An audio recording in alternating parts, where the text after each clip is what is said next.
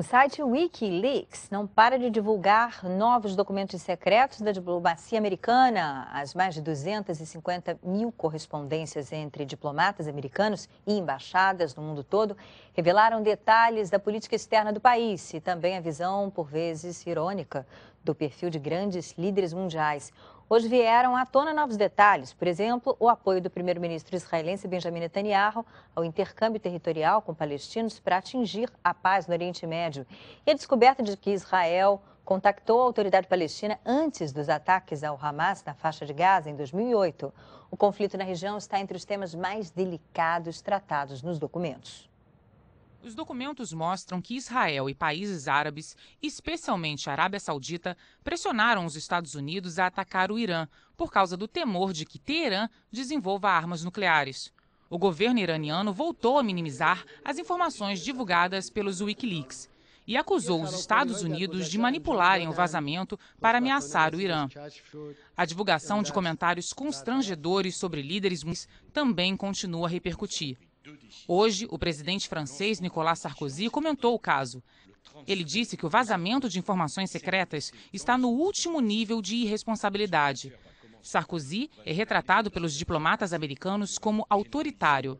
Uma das reações mais contundentes partiu do presidente da Venezuela, Hugo Chávez, inimigo declarado de Washington e chamado de louco nas correspondências da diplomacia.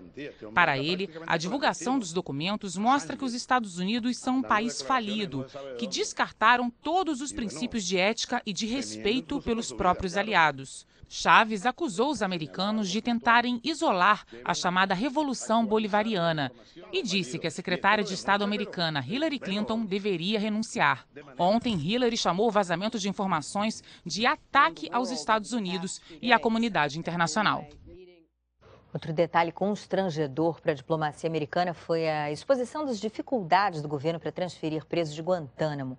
O governo espanhol, por exemplo, teve que negar as informações de que teria recebido uma oferta de US$ 85 mil para receber detentos. Em editorial, o New York Times diz que as revelações sobre a prisão podem envergonhar o governo, mas defende a divulgação das informações e diz que os dados oferecem um olhar positivo sobre a política americana.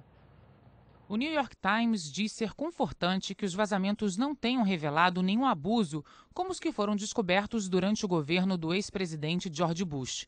Na era Bush, o jornal lembra que casos como esse trouxeram à tona a tortura de prisioneiros e os sequestros de suspeitos de terrorismo.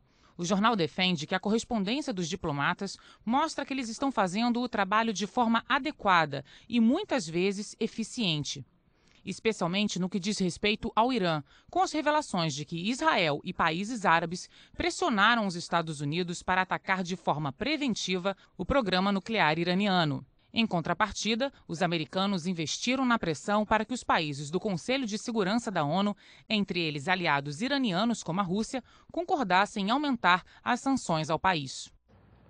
Alguns dos documentos vazados têm críticas ao Brasil. Os telegramas dos diplomatas americanos descrevem a posição do Ministério das Relações Exteriores brasileiro como anti-americana.